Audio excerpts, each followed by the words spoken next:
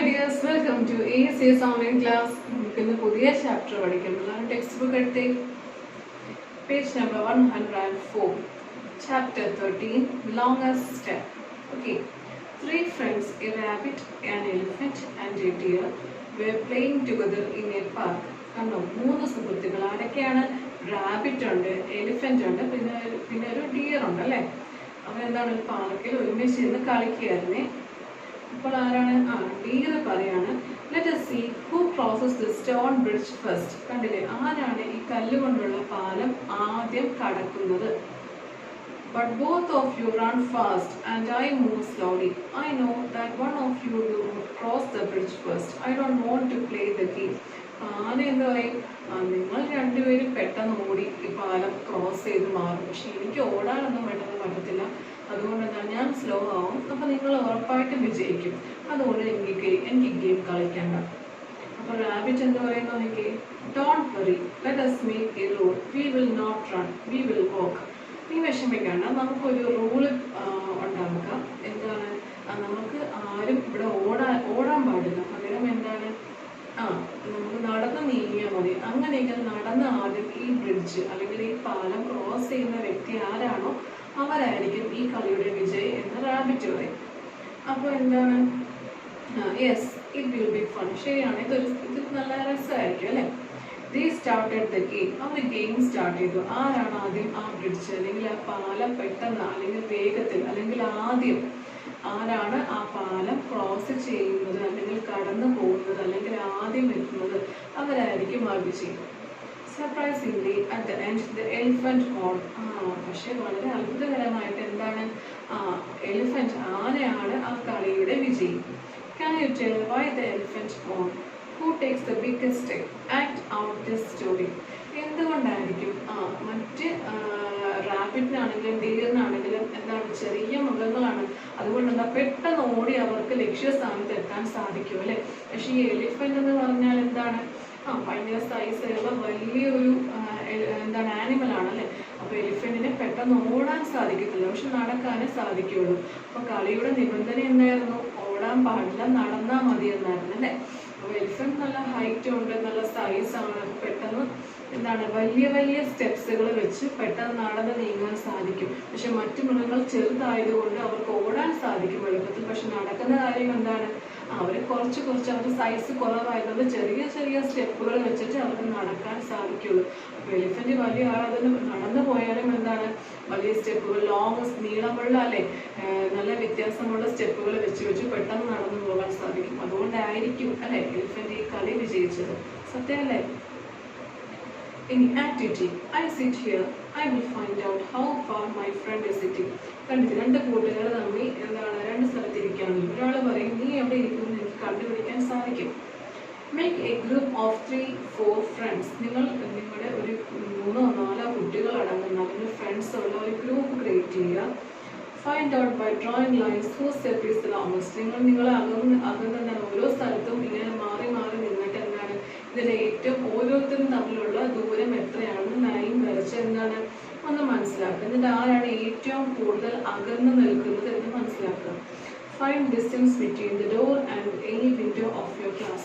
നിങ്ങളുടെ ക്ലാസ് റൂമിൻ്റെയും ഡോറും അല്ലെങ്കിൽ ഒരു വിൻഡോയും തമ്മിലുള്ള ദൂരം എത്രയാണ് നിങ്ങളൊന്ന് മനസ്സിലാക്കുക. ഇപ്പോൾ ക്ലാസ് റൂമിൽ നിങ്ങളുടെ ഒരു റൂമിൻ്റെ ഒരു കതവിൻ്റെയും ജനലിൻ്റെയും ഇടയിലുള്ള നീളം എത്രയുണ്ട് എന്ന് മനസ്സിലാക്കുക.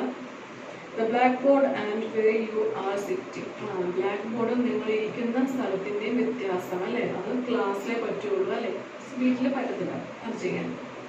അപ്പം എന്താണ് ദൂരം അല്ലെ, അതിനെ അളക്കുന്ന രീതിയിൽ ഒക്കെയാണ് നമ്മൾ ഈ ചാപ്റ്റർ പഠിക്കുന്നത് കേട്ടോ.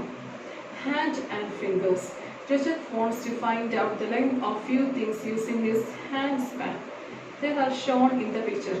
രജിത്ത് എന്ന കുട്ടിക്ക് എന്താണ് കുറച്ച് വസ്തുക്കളുടെ നീളം അളക്കണം. അത് എന്ത് വെച്ച് അളക്കുന്നത്? സ്കെയിൽ ഉണ്ടോ കയ്യിൽ, അല്ലെങ്കിൽ മീറ്ററിന്റെ ടേപ്പ് ഒന്നുമില്ല, പകരം കൈയുടെ ഹാൻഡ് സ്പാൻ. ഒരു ഹാൻഡ് സ്പാൻ എന്ന് വെച്ചാൽ എന്താണ്, എല്ലാവരും ഫസ്റ്റ് സ്റ്റാൻഡേർഡിൽ പഠിച്ചതാണ്. ഒരു ഹാൻഡ് സ്പാൻ എന്ന് വെച്ചാൽ നമ്മുടെ ഈ ഒരു ചെറിയ വിരലിൻ്റെയും നമ്മുടെ ഈ തമ്പിൻ്റെയും ഇടയിലുള്ള ആ ഒരു നീളം. ഓക്കെ, അപ്പോൾ എല്ലാവർക്കും മിസ്സിൻ്റെ കൈ കുറച്ചുകൂടെ വലുതായതുകൊണ്ട് ഇത്രയും നീളം ഉണ്ടാവും മിസ്സിൻ്റെ ഹാൻഡ് സ്പാൻ.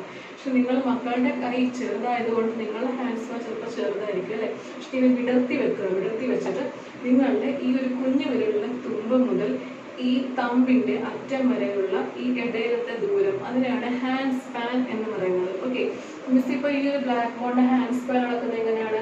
ഈ ഒരു ബ്ലാക്ക് ബോർഡ് താഴ്ത്തി മിസ് കൈവച്ചു, എന്നിട്ട് മറ്റേ കുഞ്ഞു ഫിംഗർ ഇവിടെ കിട്ടി, അതിന് മിസ് ഒരു ഡോട്ടഡ് ലൈൻ വെച്ച് രേഖപ്പെടുത്തി, എന്നിട്ടോ അടുത്ത ലൈൻ എന്ത് ചെയ്തു, ഇവിടെ വെച്ച് കൊടുത്തു, എന്നിട്ടോ അടുത്ത ലൈൻ ഈ കുഞ്ഞു വിരൽ എവിടെയാണ് വരുന്നത് അവിടെ അത് രേഖപ്പെടുത്തി. ഇനി മൂന്നാമത് എങ്ങനെയാണ്? ഇങ്ങനെ ലൈൻ വെച്ച് കൊടുത്തു, കണ്ടോ, അടുത്ത ലൈൻ ഇവിടെ രേഖപ്പെടുത്തി. അപ്പോൾ ഈ ടോട്ടല് ഈ ഒരു മിസ്സിന്റെ കൈയുടെ ഹാൻഡ് സ്പാൻ എത്ര നീളം വരുന്നുണ്ട്? ഈ ബ്ലാക്ക് ബോർഡ് വൈറ്റ് ബോർഡ് 1 2 3. അപ്പോൾ ഈ വൈറ്റ് ബോർഡ് മിസ്സിന്റെ 3 ഹാൻഡ് സ്പാൻ നീളമുണ്ട് എന്ന് മനസ്സിലാക്കാൻ സാധിക്കില്ലേ? അതുപോലെ ഈ രജത്ത് എന്ന കുട്ടി ആ കുട്ടിയുടെ കൈയുടെ ഹാൻഡ് സ്പാൻ വെച്ച് കുറച്ച് വസ്തുക്കൾ അളക്കാൻ ശ്രമിക്കുകയാണ്. Can he use a handspan to find the length of all these? ഇത്രയും സ്ഥാനങ്ങളിൽ എന്താണ്? ഒരു മാത്ത് സ്റ്റിക്ക് ഉണ്ട്, പെൻസിൽ, ഷാർപ്നർ, ഇറേസർ, മാത്തമാറ്റിക്കിന്റെ ടെക്സ്റ്റ് ബുക്ക്, ബാറ്റ്, ടേബിൾ, ഇത്രയും സാധനങ്ങൾ എന്നാൽ ഹാൻഡ് സ്പാൻ ഉപയോഗിച്ചാൽ എന്ത് ചെയ്തെടുക്കാൻ പറ്റുമോ? പറ്റും അല്ലേ? കൈ ഉപയോഗിച്ച് നമുക്ക് ഹാൻഡ് സ്പാൻ ഉപയോഗിച്ച് രചിത്തിന് ഈസി ആയിട്ട് ചെയ്യാൻ പറ്റും. Which things around you are less than your hand span? Name them. നിങ്ങൾക്ക് ചുറ്റുമുള്ള വസ്തുക്കൾ നിങ്ങളുടെ ഒരു ഹാൻഡ് സ്പാനിന്റെ അത്രയും പോലും നീളമില്ലാത്ത വസ്തുക്കൾ ഏതൊക്കെയാണെന്ന് കണ്ടുപിടിച്ചിട്ട് അവിടെ എഴുതുക. ജസ്റ്റ് ഇപ്പോൾ എക്സാമ്പിൾ പറയുകയാണെങ്കിൽ നിങ്ങളുടെ ഇറേസർ, റബ്ബർ അല്ല, നിങ്ങൾ പെൻസിൽ തുടയ്ക്കാൻ ഉപയോഗിക്കുന്ന ഇറേസർ, ERASIER എന്നാണ് സ്പെല്ലിംഗ്. ഇപ്പോൾ ഇറേസർ എഴുതാം. ഇനിയോ ഷാർപ്നർ എഴുതാം. നിങ്ങളൊരു പെൻസിലിന്റെ കട്ടർ അല്ല, അത് എത്രയല്ലേ കാണുള്ളൂ, നിങ്ങളുടെ ഒരു ഹാൻഡ് സ്പാനിനെ കാട്ടിയും ചെറിയ അളവാണ്. അപ്പോൾ നിങ്ങളുടെ ഏതൊക്കെ സ്ഥാനങ്ങൾ നിങ്ങൾക്ക് ചുറ്റുമുണ്ടോ, നിങ്ങളുടെ ഒരു ഹാൻഡ് സ്പാനെ കാട്ടിയും ചെറിയ വസ്തുക്കൾ നിങ്ങൾക്ക് ചുറ്റുമുള്ള വസ്തുക്കൾ ഏതൊക്കെയാണെന്നും ഒന്ന് നെയിം ചെയ്ത് അവിടെ എഴുതുക. ഇനി അടുത്തത് what would use to find the length of those things. അത്രയും ആ ചെറിയ സാധനങ്ങളുടെ ലെങ്ത് കണ്ടുപിടിക്കാൻ വേണ്ടി നിങ്ങൾ എന്തുമായിരിക്കും ഉപയോഗിക്കുന്നത്? ചിലപ്പോൾ സ്കെയിൽ ഉപയോഗിക്കും അല്ലേ? അപ്പോൾ സ്കെയിൽ അവിടെ എഴുതിക്കൊള്ളൂ. ഇനി activity, make a mud house. എന്താണ് ഒരു ആക്ടിവിറ്റിയാണ്, ഒരു ചെടി കൊണ്ടുള്ള ഒരു വീട്, ഒരു മഡ് ഹൗസ് ക്രിയേറ്റ് ചെയ്യുക. See whose mud house is higher. ആരുടെ ചെടി കൊണ്ടുള്ള ഒരു വീടുണ്ടാക്കുക. ആ വീട് ആരുടെ വീടാണ് ഏറ്റവും വലുതെന്ന് കണ്ടുപിടിക്കാം. You can use your fingers to find how high your mud house is. നിങ്ങളുടെ ഫിംഗേഴ്സ് ഉപയോഗിച്ച്, നിങ്ങളുടെ ഫിംഗേഴ്സ് ഹാൻഡ് സ്പാൻ അല്ല, ഫിംഗേഴ്സ് ഉപയോഗിച്ച് നിങ്ങൾക്ക് എന്താണ് ഏതെങ്കിലും വിരൽ ഉപയോഗിക്കാം.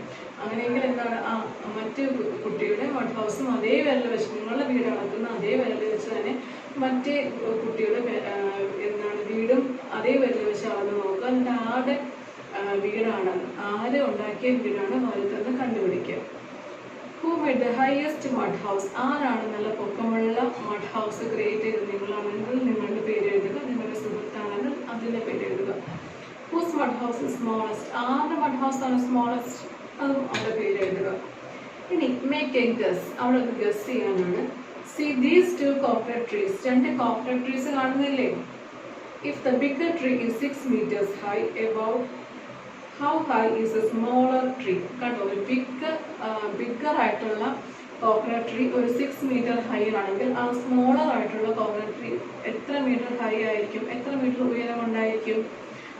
ആ ബിഗ് കോക്കനട്ട് ട്രീയുടെ പകുതി കാണത്തില്ലേ ആ ചെറിയ കോക്കനട്ട് ട്രീ. അപ്പോൾ big coconut tree 6 meter high ആണെങ്കിൽ ആ ചെറിയ കോക്കനട്ട് ട്രീ 3 meter ഹൈ ആയിരിക്കും അല്ലെ, 3 meter കാണും, പകുതി അളവ് കാണും.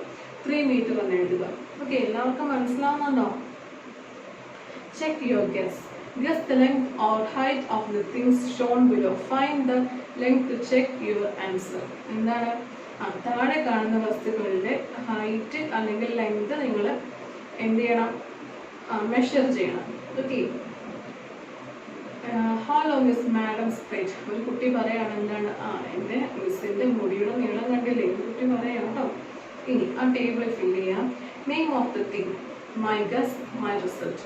നിങ്ങളുടെ ഗ്ലാസ്, ഒരു ഗ്ലാസ് നിങ്ങളുടെ എത്ര വിരൽ, നിങ്ങൾ ഏത് വിരൽ വേണം ഉപയോഗിക്കുന്നത്, ഏറ്റവും നീളമുള്ള വിരൽ അതല്ലാതെ എടുത്തോളം കുഴപ്പമില്ല, ഈ ഫിംഗർ ഉപയോഗിച്ചാലും കുഴപ്പമില്ല. അപ്പോൾ നിങ്ങൾ ആ ഒരു ഗ്ലാസ്സിന് നിങ്ങളുടെ ഫിംഗറിന്റെ ഒരു ഫിംഗർ നീളമുണ്ടോ? അങ്ങനെയെങ്കിൽ നിങ്ങൾ ഗസ് ചെയ്യുക. ഓക്കെ, അങ്ങനെയെങ്കിൽ 1 ഫിംഗറിന് എഴുതുക. ഇനി നിങ്ങളുടെ ഫിംഗറിന്റെ പകുതി ആ ഗ്ലാസിന്റെ അളവാണെങ്കിൽ നിങ്ങളുടെ വീട്ടിൽ ഗ്ലാസ് എടുക്കുക. എന്നിട്ട് ആ ഗ്ലാസ് എത്രത്തോളം നീളമുണ്ടെന്ന് മനസ്സിൽ കരുതി നോക്കുക. നിങ്ങളൊരു വിരലിൽ എത്ര നീളം ഉണ്ടാകുമോ എന്ന് ചിന്തിച്ച് നോക്കുക. ഒരു വിരലൊക്കെ നീളം തോന്നുന്നെങ്കിൽ 1 എന്ന നമ്പർ കൊടുക്കുക. ഇനി നിങ്ങൾ ആ വിരലിന്റെ പകുതി നീളമേ ഉള്ളെങ്കിൽ ഹാഫ് 1/2 എന്ന് എഴുതുക. ഓക്കെ, എന്നിട്ട് എന്തെങ്കിലും റിസൾട്ടിന്റെ അവിടെ നിങ്ങൾ പോയി അളന്ന് തന്നെ നോക്കണം. ഓക്കെ, അപ്പോൾ ഒരു വിരൽ വെച്ച് നോക്കുക. അപ്പോൾ വിരലിൽ അത്രയും നീളമുള്ള ഗ്ലാസ് ആണെങ്കിൽ 1 എന്ന് എഴുതുക. അപ്പോൾ നിങ്ങൾ ഗസ് ചെയ്ത വർക്കും ഉണ്ട്, നിങ്ങൾ പോയി അളന്നിട്ട് ഉത്തരം കണ്ടുപിടിച്ച വർക്കും ഉണ്ട് അല്ലേ. ഇനി ബക്കറ്റ് നിങ്ങളുടെ ഹാൻഡ് സ്പാൻ വെച്ചിട്ടാണ്. അപ്പോൾ ഹാൻഡ് സ്പാൻ നിങ്ങൾ എത്ര ഹാൻഡ് സ്പാൻ നീളം ഉണ്ടായിരിക്കും ഒരു ബക്കറ്റിന്, നിങ്ങൾ അതിന് ഗസ് ചെയ്ത് നോക്കുക. എന്നിട്ട് അതുപോലെ അളന്ന് നോക്കി അവിടെ മെഷർമെന്റ് എഴുതുക. ഓക്കെ, യുവർ ഹാൻഡിന് എത്ര മാച്ച് സ്റ്റിക്കുകൾ നീളമുണ്ട്? നിങ്ങളുടെ ഒരു കൈക്ക് എത്ര മാച്ച് സ്റ്റിക്കുകൾ നീളം ഉണ്ടായിരിക്കും എന്ന് അതിന് ഗസ് ചെയ്ത് നോക്കുക. പിന്നെ അത് പോയി മാച്ച് സ്റ്റിക്കുകൾ വെച്ച് അളന്ന് നോക്കിയിട്ട് അവിടെ അത് എഴുതുക. ടീച്ചേഴ്സിന്റെ ടേബിളില്ല, വീട്ടിലുള്ള ഒരു ടേബിൾ. അപ്പോൾ അത് എന്ത് വെച്ചിട്ടാണ്? ഹാൻഡ് സ്പാൻ, നിങ്ങളുടെ കൈയുടെ നീളത്തിന് അത്രയും 2 കൈ നീളം വരുന്ന അത്രയും ഹൈറ്റ് ഉണ്ട്, അല്ലെങ്കിൽ ഒന്നും പകുതിയും നീളം വരുന്ന നിങ്ങളുടെ കൈയുടെ ഒരു പ്രാവശ്യം വെക്കുന്നതും പിന്നെ പകുതി വെക്കുന്നതും അത്രയും നീളമുള്ള ഹാൻഡ് ടേബിൾ ആണോ എന്ന് ഒന്ന് ആലോചിച്ച് നോക്കുക. അവിടെ 1 പകുതിയും ആണെങ്കിൽ 1.5 1/2 എന്ന് എഴുതുക. 1/2 എന്ന് എഴുതുക. ഓക്കെ, എന്നിട്ട് നിങ്ങൾ കൈ വെച്ച് പോയി ആ ടേബിൾ അളന്ന് നോക്കണം കേട്ടോ. എന്നിട്ട് അതിനെ റീഡിങ് ഔട്ട് എഴുതണം. യുവർ നോസ്, നിങ്ങളുടെ മൂക്ക്, നിങ്ങളൊരു വിരലിൽ എത്രയേ ഉള്ളൂ എന്ന് ആദ്യമേ നിങ്ങൾ ചിന്തിച്ച് നോക്കുക. എന്നിട്ട് വെച്ച് നോക്കി അളവെടുക്കുക, അതിൻ്റെ അവിടെ എഴുതുക. ഓക്കെ, എത്ര വിരൽ വെക്കേണ്ട വന്നു എന്ന് നോക്കുക. 2 പ്രാവശ്യം വിരൽ വെക്കേണ്ട വന്നു എന്ന് നോക്കണം. ഇനി അടുത്ത വാട്ടർ ബോട്ടിൽ, നിങ്ങളുടെ വാട്ടർ ബോട്ടിൽ എത്ര ഫിംഗേഴ്സ്, നിങ്ങളൊരു ഫിംഗറിന് എത്ര ഫിംഗേഴ്സ് വെക്കുമ്പോഴാണ് അത്രയും വാട്ടർ ബോട്ടിലിന് ഹൈറ്റ് കിട്ടുന്നത് എന്ന് നോക്കുക. ആ നമ്പർ അവിടെ എഴുതുക. ഇനി യുവർ ഹെയർ, നിങ്ങളുടെ മുടി എങ്ങനെയാണ് വിരൽ വെച്ച് നോക്കണം അല്ലേ. ഹാൻഡ് സ്പാൻ ആണ്. അപ്പോൾ നിങ്ങളുടെ മുടിയുടെ നീളം എത്രയാണ് നിങ്ങൾ നോക്കണം. ഓക്കെ, അതിന് ഗസ് ചെയ്യണം. പിന്നെ അവിടെ എന്ത് ചെയ്യണം? എഴുതി കൊടുക്കണം. അപ്പോൾ എല്ലാവരും ഇത്രയും വർക്കുകൾ ചെയ്യത്തില്ലേ? ആ ടേബിൾ കംപ്ലീറ്റ് ചെയ്യുക കേട്ടോ. നമ്മുടെ വർക്കുകൾ അധികമൊന്നും ഇല്ല, ആ ടേബിൾ കംപ്ലീറ്റ് ചെയ്താൽ മതി. ഒരു അളവുകളെ കുറിച്ച് ചെറിയൊരു ധാരണ വരാനാണ് ഈ ചാപ്റ്റർ. ഓക്കെ, അപ്പോൾ എല്ലാവർക്കും മനസ്സിലായി വിശ്വസിക്കുന്നു. All the very best.